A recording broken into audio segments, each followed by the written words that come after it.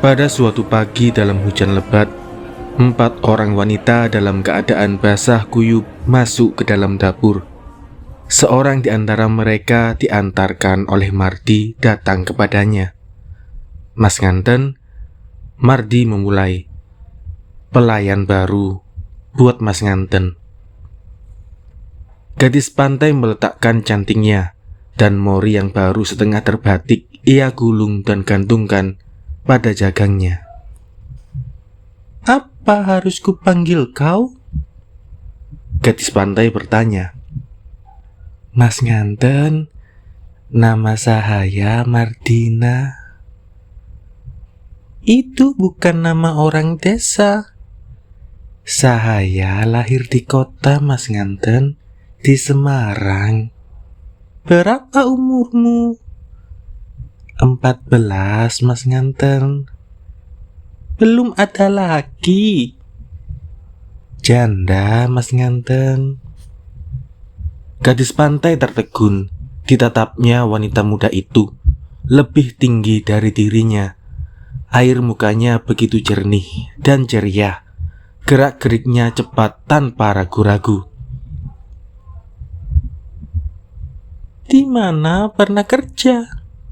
"Di Kabupaten Demak, Mas Nganten." "Mengapa keluar dan kerja di sini?"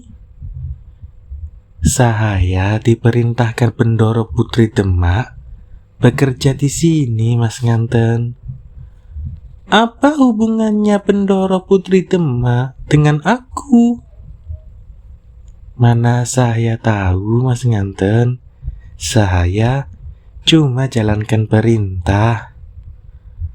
"Engkau terlalu cantik buat pelayanku, juga terlalu muda." Tiba-tiba gadis pantai terkejut dengan ucapannya sendiri. Tiba-tiba ia pun menduga pelayan muda ini berseri bebas dan ceria itu sadar akan kelebihan-kelebihannya. Ah, mengapa dia dikirim kemari? Ia teringat pada Embok yang telah pergi. Ah, tidak. Kini aku harus berpikir sendiri, berbuat sendiri tanpa siapapun. Dan untuk pertama kali dalam hidupnya, ia mulai belajar curiga. Apa sebabnya wanita muda berumur 14 dikirimkan kepadaku? Dan dengan sendirinya mengiang-iang kembali suara pelayan tua itu.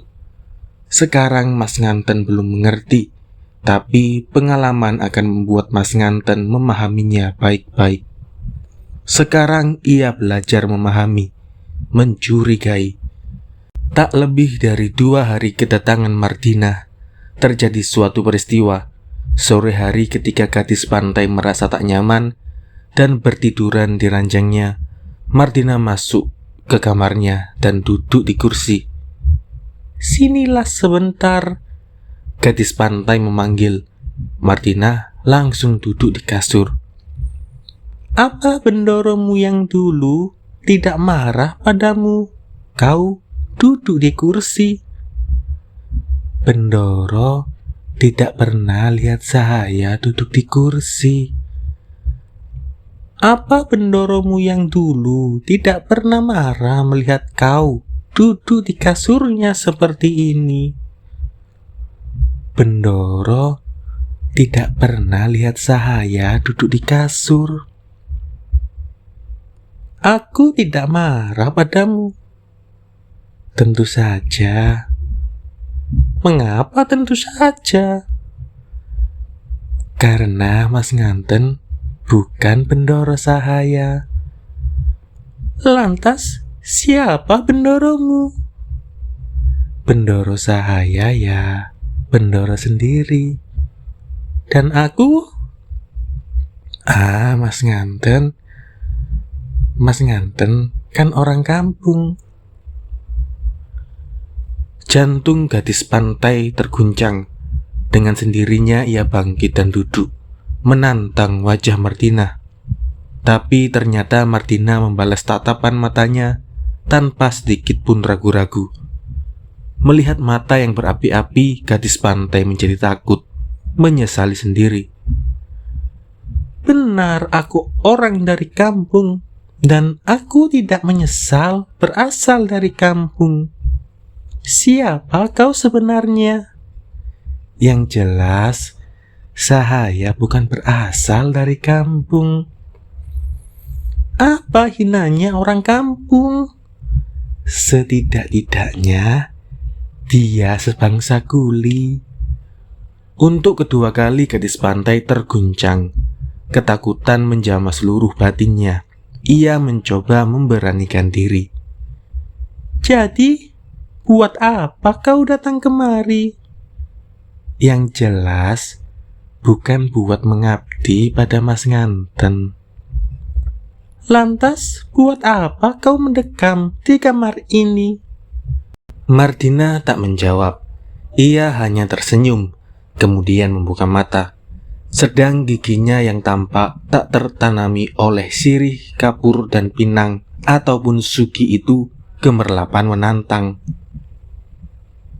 Mas Nganten, katanya perlahan, saya bisa baca, bisa tulis. Mas Nganten bisa. Untuk ketiga kali dalam sehari gadis pantai terguncang.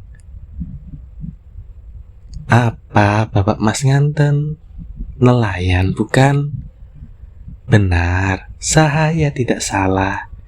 Mas Nganten tahu siapa orang tua saya? Pensiunan juru tulis. Untuk keempat kali jantung gadis pantai terguncang. Mardinah tertawa menang dan senang, tapi tak melanjutkan. Gadis pantai turun dari ranjang. Diperiksanya seluruh lemari dan laci. Kuncinya yang belum terkunci meninggalkan kamar menuju kebun binatang. Tanah sehabis hujan kemarin sore berwarna coklat tua. Sedang butiran-butiran putih kulit kerang yang terhampar membuat tanah berwarna coklat itu silau gemerlapan kena cahaya matahari. Uap yang membumbung dari tanah membuat nafas jadi berat dan sesak. Gadis pantai duduk di atas bangku kebun di bawah pohon mangga, tanaman bendoro beberapa tahun lalu. Sekarang Mas Nganten belum mengerti, tapi pengalaman membuat Mas Nganten memahami baik-baik. Terngiang kembali wejangan pelayan tua itu. Jadi ini adalah permulaan. Ia tak dapat memikir. Ia tak tahu pada siapa ia harus adukan hal dan kesulitannya. Setidak-tidaknya kejadian begini tidak bakal terjadi di kampungnya, kampung nelayan pinggir pantai. Seorang demi seorang di antara keluarganya terbayang. Ayahnya yang sedang mengangkat jala, melompat dari perahu turun ke darat. Emak sedang menumbuh udang kering. Abang-abangnya sedang menambal lunas pada buritan perahu. Dengan samar, adik kecilnya sedang memperbarui cat pada pahatan hiasan pada lambung dan haluan perahu. Dan terbayang juga dirinya sendiri sedang bertanak nasi jagung. Bertanak nasi jagung. Itu 2 tahun yang lalu. Sekarang ia tak pernah bertanak, tak pernah menyambal, tak pernah mencuci piring dan cobek. Dengan lenyapnya kampung nelayan dalam hidupnya, lenyap pula laut yang tiada bertepi. Dunianya kini hanyalah kamarnya, dengan beberapa meter radius sebagai lapangan bergerak. Tiba-tiba pikirannya menangkap Mardi. Mungkin orang itu mau menyampaikan halnya pada Bendoro, tapi segera kemungkinan dicegahnya sendiri pikirannya itu. Tidak, aku harus selesaikan sendiri. Rumah ini harus selamat. Bendoro harus bebas dari segala kesulitan, bebas dari pikiran tentang istrinya. Tidak, aku harus selesaikan sendiri semua. Ia meronta bangun dengan langkah tegap menaiki jenjang ruang belakang, langsung menuju kamar. Didapatinya Mardinah telah bertiduran di ranjangnya. Dengan langkah tegap itu pula ia langsung menghampiri Mardinah. Orang kota, bangun. Menurut ukuran orang kampung tidaklah sopan tidur di tempat orang lain tanpa izin. Martina tertawa dan bangkit sendiri. Rupa-rupanya kau bisa menggeletak dan terlentang di mana-mana, di mana saja. Ternyata Martina kebal tusukan kata. Ia masih juga tertawa, dan tanpa terduga oleh gadis pantai keluar kata-katanya. Ini Mas Nganten, sambil menunjuk-nunjuk dadanya sendiri. Tak lain dan tak bukan adalah tubuh sahaya sendiri. Terserah pada sahaya di mana sahaya taruh dan sahaya geletakkan. Tidak terserah padamu semata-mata. Keluar kau dari kamar ini. Jangan masuk lagi. Keluar. Lenyaplah tawa dari wajah Martina. Dengan mata berapi-api, ditantangnya gadis pantai dan dengan suara mengancam, ia menyatakan, tidak mungkin orang kampung memerintah anak priai. Tidak bisa. Tidak mungkin. Tapi gadis pantai telah menudingnya tepat pada matanya. Keluar! Martina dengan kasar melemparkan lengan yang menuding matanya. Tapi gadis pantai menuding dengan tangannya yang lain. Kemudian, cuh! Dan seperti ludah bertengger pada hidung Martina. Tidak kurang dari seminggu lamanya Martina tak pernah muncul di kamar gadis pantai. Ia tinggal di dapur. Dan karena bukan seorang pekerja dapur, ia hanya duduk-duduk di sana sambil mengobrol dengan para pekerja dapur. Saban pagi gadis pantai turun dari kamarnya, memasuki dapur dan mengawasi santapan yang akan dihidangkan pada suaminya. Ia cicipi semua untuk menentukan baik tidaknya dihidangkan. Kemudian ia tutup meja. Setelah itu membatik. Dalam seminggu ini, bila ia masuk ke dapur, matanya tajam mengikuti segala gerak-gerik pelayannya. Tapi tiada sepatah kata pun keluar dari mulutnya. Pagi itu, waktu ia kembali masuk ke dapur, dilihatnya Martina telah menunggunya di belakang pintu. Dilihatnya wanita itu siap hendak menegurnya. Tapi gadis pantai jalan terus menuju tungku. Demikian pula waktu ia hendak balik naik ke ruang belakang. Dilihatnya Martina masih berdiri di belakang pintu. Tapi kali ini berhasil membuka suara. Mas Nganten, saya... Gadis pantai berjalan terus tanpa menengok. Martina memburunya dan menghalangi jalannya. Mas Nganten, tegurnya. Dan hadangan itu membuat kedua orang itu berhadap-hadapan. Saya membutuhkan Mas Nganten. Bukankah aku bukan pelayanmu? Tidak, tentu saja tidak. Saya memang bukan pelayan Mas Nganten. Jadi pergilah dari sini. Yang aku butuhkan hanya pelayan. Biarlah saya melayani Mas Nganten. Maaf, aku tak butuhkan kau. Aku tahu mengapa kau di sini. Aku akan sampaikan sendiri pada Bendoro. Martina terdiam. Ia tak tahu apa mesti diperbuat. Nampak pikirannya kacau. Dan kesempatan itu dipergunakan gadis pantai untuk menyisihkan dan meneruskan jalannya ke tempat pembatikan. Tapi baru saja ia duduk di bangku rendah membatik, Martina telah datang menghampirinya, membawa batikan pula, juga ikut membatik. Mas Nganten, Martina berbisik sehabis meniup cucuk cantingnya. Apa kerjamu di sini? Sekarang ini membatik, Mas Nganten. Siapa menggaji kau? Martina tak menyahut. Ia celupkan cantingnya ke dalam belanga kecil lilin cair dan melukis cucuk burung Garuda di atas kain. "Mas Nganten," Martina memanggil lagi, dan tanpa menunggu reaksi ia meneruskan, "Mas Nganten bisa membaca, bukan?" Mengerti kelemahannya sendiri, gadis pantai terdiam. "Ada surat buat Mas Nganten." "Aku tak membutuhkan surat dari siapapun." "Tapi surat ini sangat penting." "Tak ada yang penting bagiku kecuali satu." "Tidak ada yang penting. Juga percintaan tidak." "Tidak, aku hanya tahu mengabdi pada Bendoro. Lain tidak." Bodohnya Mas Nganten ini. Setiap istri pembesar mempunyai kesenangannya. Yang satu main ceki, yang lain main cinta. Tapi Mas Nganten cuma sibuk di rumah seperti pesakitan.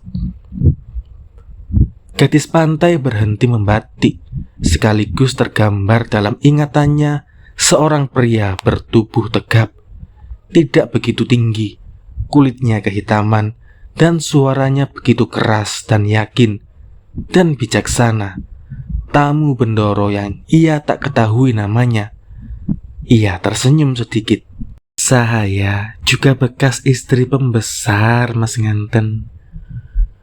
Canting gadis pantai yang sedang terangkat dari belanga lilin ke arah badikan terhenti di tengah-tengah pengangkutan, jatuh ke lantai, dan lilin cair dalam canting itu pun bertumpah di atas lantai, mengental kemudian membeku. "Berhentilah membatik bila canting jatuh." Pelayan tua dulu sering memperingatkan. "Ingatlah pada Bendoro, karena otakmu sedang diganggu iblis." Sambil mengawasi Martina yang sedang tersenyum menyindir, ia meletakkan canting di dalam kotak cerutu. Dan sebelum bangkit berdiri kembali, ia awasi Martina yang masih juga tersenyum mengawasinya. "Siapa sedang Mas Nganten pikirkan?" Martina bertanya. Gadis pantai kaget, bingung. Tahukah dia siapa aku pikirkan? Ia selamatkan wajahnya dari pandangan Martina, melangkah masuk ke dalam kamar, duduk termenung di atas kursi di dalam kamarnya. 2-3 kali ia mengusap wajahnya. Ia ingin bicara. Ia ingin mengadukan halnya.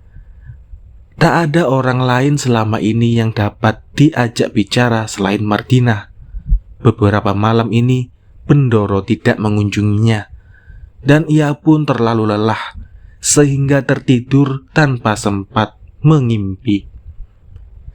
Ia ingin bertemu dengan pelayan tua itu. Ia ingin mengadukan halnya. Ia pun ingin tahu bagaimana halnya. Tapi yang ada cuma Martina. Hanya Martina. Dia ingin bicara. "Martina," panggilnya. "Saya, Mas Nganten." Dan sebentar kemudian Martina masuk ke kamar, berdiri di sampingnya, agak beberapa meter menjauh. "Katakan, apa yang hendak kau katakan?" Gadis pantai memulai. "Seorang pemuda gagah ingin berkenalan, Mas Nganten." "Apalagi?" "Inilah suratnya, Mas Nganten." "Apalagi?" "Haruskah saya bacakan?" "Tidak, aku tak membutuhkan surat. Apalagi hendak kau lakukan?" "Apa Mas Nganten tak ingin tahu isi surat ini dan membalasnya?" Tidak. Apa lagi? Martina terdiam. Kapan pergi dari rumah ini? Kapan? Tapi ini bukan rumah Mas Nganten. Sekarang gadis pantai terkejut. Jadi menurut pendapatmu, siapa aku ini? Selir. Baiklah, Selir. Apa kau sebenarnya? Saya. Kapan kau pergi? Saya akan bicara sendiri dengan Bendoro. Kapan? Belum tahulah saya. Baik. Biar aku bawa kau pada Bendoro. Tidak perlu. Bendoro pun tak tahu siapa kau. Tidak mungkin. Mari menghadap. Mari. Tapi tidak sekarang. Baik, tidak sekarang. Nanti jam 2 siang. Baik. Tapi jangan jam 2. Baik. Dan gadis pantai terdiam. Martina masih berdiri beberapa meter di sampingnya. Siapa yang menggaji kau di sini? Gadis pantai bertanya. Mas Nganten. Tidak. Aku tidak suka menggajimu. Mintalah gaji pada Bendoromu di Demak. Aku sekarang mulai tahu siapa kau. Kau datang kemari buat membuat onar. Tidak. Saya datang buat kepentingan Bendoro. Hah? Karena tidak layak beberapa kali beristrikan orang kampung melulu. Gadis pantai menjadi pucat, nafasnya megap-megap. Ia tak tahu punya kekuatan sedikit pun untuk menegakkan diri di tengah-tengah kumpulan bangsawan. Tangannya menggapai-gapai mencari pegangan daun marmer meja. Tapi marmer yang dingin itu tetap dingin. Tak ada sesuatu kekuatan menyembur darinya dan mengisi dirinya.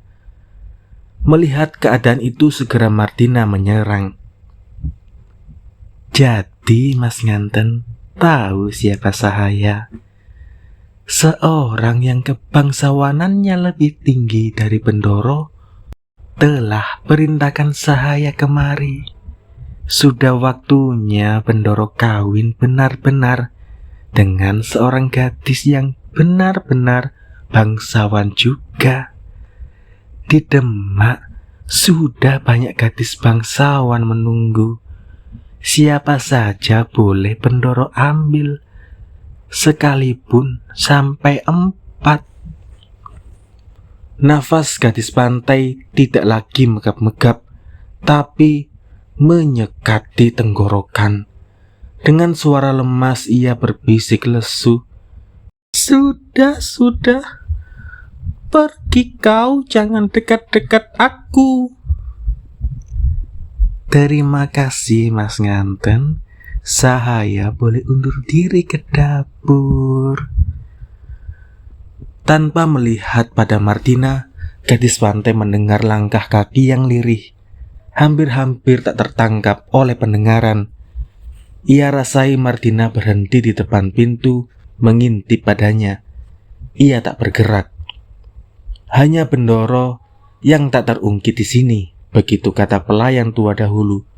Hanya dewa-dewa yang tak terungkit dalam kehidupan ini. Dan yang lain-lain adalah goyah, tanpa pegangan. Kelahiran sahaya sudah satu hukuman. Terngiang suara pelayan tua itu. Ia meradang. Apakah dosa suatu kelahiran di tengah-tengah orang kebanyakan? Mengapa? Apa dosa? Dan tanpa disadari air matanya telah mengembangkan cairan duka cita buat seluruh orang yang berasal dari kampung, terutama kampung nelayan.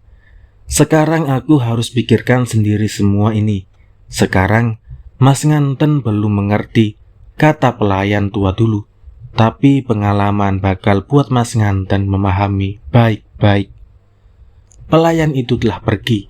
Kini ia harus berpikir sendiri. Dalam usia tidak lebih dari 16 tahun, ia mengerti semua itu dengan perasaannya, dengan tubuh, dengan jantungnya. Dan ia pun kenangkan kembali kampung nelayan non jauh di tepi pantai. Hari-hari yang penuh tawa, keringat yang mengucur rela, tangan-tangan yang coklat kuat, dan lemah lembut yang kasar pada saling membantu. Ia tersedan-sedan di sini, semua pada banting-membanting. Buat apa? Buat apa? Ia merintih buat kehormatan dan nasi. Di sana di kampung nelayan tetesan deras keringat membuat orang tak sempat membuat kehormatan, bahkan tak sempat mendapatkan nasi dalam hidupnya, terkecuali jagung tumbuk yang kuning. Betapa mahalnya kehormatan dan nasi. Dan gadis pantai baru 16 umurnya.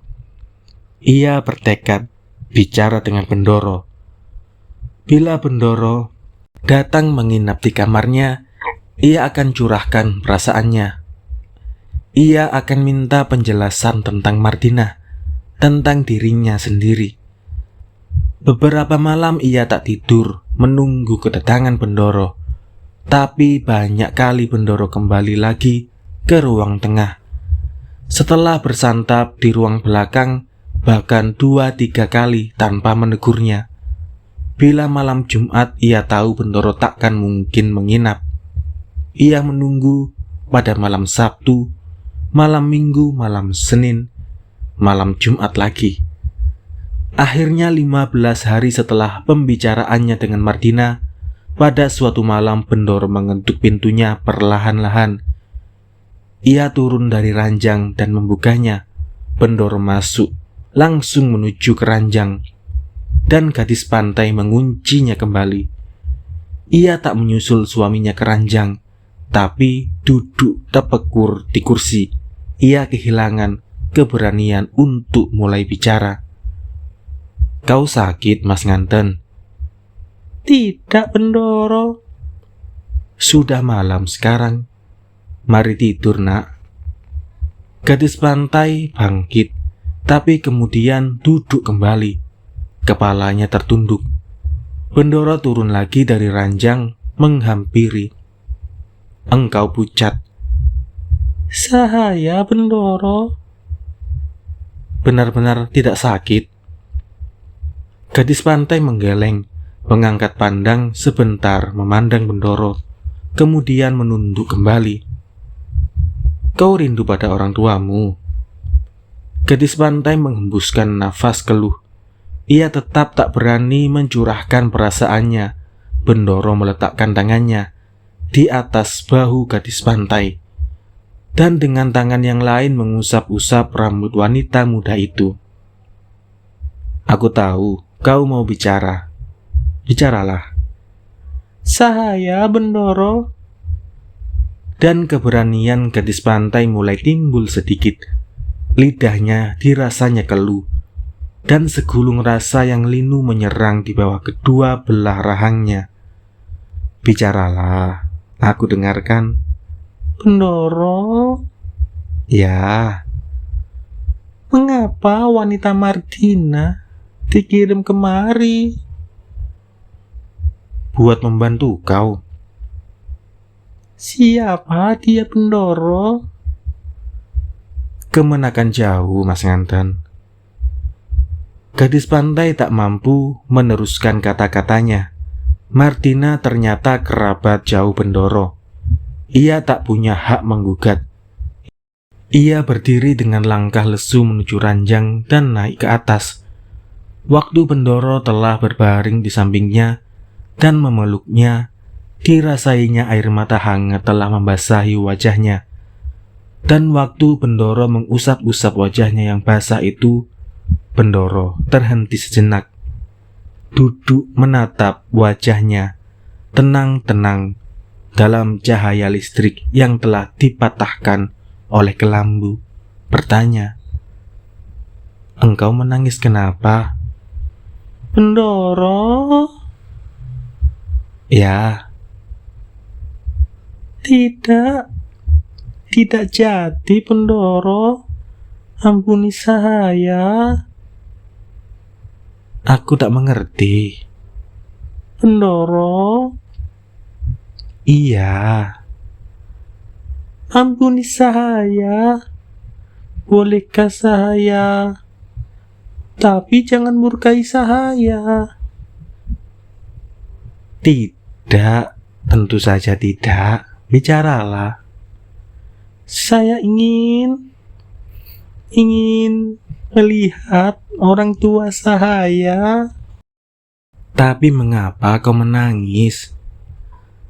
"Saya hanya mohon diperkenankan melihat orang tua saya di kampung, Bendoro. Saya takut dimurkai, Bendoro." "Kau boleh pergi.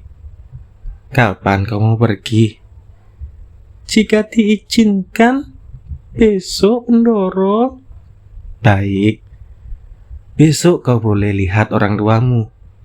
Martina akan temani kau." "Ampun, Bendoro. Jangan." "Apa telah diperbuat Martina terhadapmu?" "Tiada, Bendoro. Biar saya pergi sendiri." "Shh, itu tidak benar. Kau harus ditemani." "Saya, Bendoro. Tapi Martina." "Ampun, Bendoro, jangan." "Siapa akan temani kau?"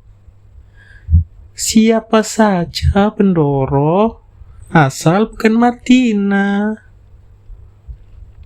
"Apakah ia membuat onar di sini, Martina itu?" "Tentu saja tidak, Bendoro. Seorang kerabat Bendoro tidaklah layak mengantarkan orang seperti saya ini." "Kau tak boleh pergi seorang diri." "Saya, Bendoro." "Kau milikku. Aku yang menentukan apa yang boleh dan tidak boleh, harus dan mesti kerjakan. Diamlah kau sekarang. Malam semakin larut." Lalu seperti ada yang terlupa. "Tapi kau belum punya persiapan." "Apalah yang perlu disiapkan, Bendoro?" "Shh. Kau harus selalu ingat-ingat, tak boleh ada sesuatu terjadi yang menyebabkan penghormatan orang berkurang padaku. Bawalah juga beras sekarung." "Saya, Bendoro." "Belanja dulu besok pagi di pasar. Beli 20 meter kain kasar, sarung, benang jala, damar, sandal, biskuit." Bendoro diam mengingat-ingat. Tasbih yang baik, hitam mengkilat tanpa cacat. Hitung benar-benar jumlah bijinya, lengkap tidak? Beli juga sebagai hadiahku. Tembakau kretek Bojonegoro, beli 1 keranjang. Tak ada yang memikulkan barang yang sebanyak itu, Bendoro. Dokar sewaan bisa antarkan kau sampai rumahmu. Gadis pantai ingin menyampaikan kampungnya tak dapat dicapai oleh dokar. Orang mesti berjalan kaki 2 atau 3 kilometer dari pos. Tapi ia padamkan keinginan itu. Jalan itu sunyi dan ia bayangkan dirinya terengah-engah mengangkut barang-barang di atas kepalanya. Seperti biasanya wanita-wanita nelayan karena tak mampu beli kain gendongan. Wanita melulu yang ada di kampung di pagi hari. Kaum pria masih menyisiri laut, atau tidur di gubuk masing-masing, atau sedang menggigil-gigil karena malaria. Wanita melulu. Demikianlah malam itu berjalan sangat lambat bagi gadis pantai. Waktu Bendoro telah tergolek layu di sampingnya, lelah dalam kenikmatan, bergeluh deras dalam tidurnya. Mulut menganga dan mata masih sedikit terbuka. Lambat-lambat gadis pantai turun dari ranjang, meninggalkan kamar menuju kamar mandi. Malam gelap gulita waktu itu. Bintang-bintang bertabur di langit malam. Ia berdiri lama-lama di tengah pelataran. Bibirnya menggeletar di malam gelap itu, membisikkan doa syukur. Wajah manusia-manusia tercinta ganti berganti muncul dalam bayangannya. Wajah manusia-manusia yang tak punya sesuatu pun untuk diberikan kecuali tenaga, kasih sayang, dan ikan. Bapak, kita ini masih ingat kata-kata Bapak pada malam sebelum ia diberangkatkan ke kota. Kita ini biar hidup 12 kali di dunia, tak bisa kumpulkan duit buat beli barang-barang yang terdapat dalam hanya satu kamar orang-orang kota. Laut memang luas, tak dapat terkuras, kaya tiada terbatas, tapi kerja kita yang memang hina tiada berharga. Besok kau mulai tinggal di kota, Nduk. Jadi bini seorang pembesar. Kau cuma buka mulut dan semua kau maui akan berbaris datang kepadamu.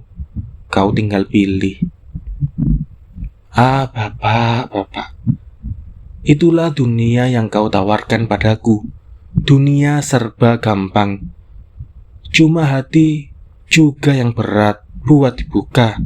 Mesti tinggal memilih dan tinggal meminta. Bapak. Aku tak butuhkan sesuatu dari dunia kita ini. Aku cuma butuhkan orang-orang tercinta, hati-hati yang terbuka, senyum tawa dan dunia tanpa duka, tanpa takut. Bapak. Sia-sia kau kirimkan anakmu ke kota, jadi bini percobaan seorang pembesar. Dari kamar mandi ia berjalan ke arah dapur, berhenti sejenak di depan pintu. Itulah pintu yang sehari lebih 10 kali dilewati mbok tua yang kini entah ada di mana. Orang yang pernah ia kasari karena perasaannya tersinggung, tapi yang kini ia sesali pernah berbuat kasar itu. Waktu ingatannya tersentuh pada Martina, ia terhenyak. Buru-buru ia tinggalkan tempat itu. Di situ ada Martina, pekiknya dalam hati. Bodohnya aku kenangkan orang sebaik itu. Nyatanya, orang yang kubenci ada di dalamnya. Ia bersecepat menaiki jenjang ruang belakang, masuk ke kamar dan menguncinya dari dalam. Duduk termenung di kursi. Sampai kemudian terdengar suara lirih. Mas Nganten, tidurlah. Saya mendorong. Tapi ia tak bergerak. Sudah malam, tidurlah. Kalau tidak, kau tak perlu pergi besok. Aku khawatir kau masuk angin kelelahan. Saya mendorong. Dan gadis pantai berdiri naik kembali ke dalam ranjang. Mengapa kau punggungi aku? Aku tak suka dipunggungi. Gadis pantai mengubah letak tidurnya. Mas Nganten, kalau kau sudah datang ke kampung, kata Bendoro dengan suara mengantuk, sampaikan salamku pada orang tuamu. Beribu terima kasih, Bendoro. Jangan berlaku seperti orang kampung. Kau istri priai.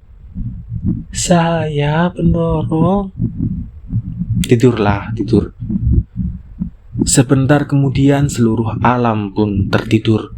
Tinggal bintang, ombak, dan angin yang masih melakukan tugas-tugasnya.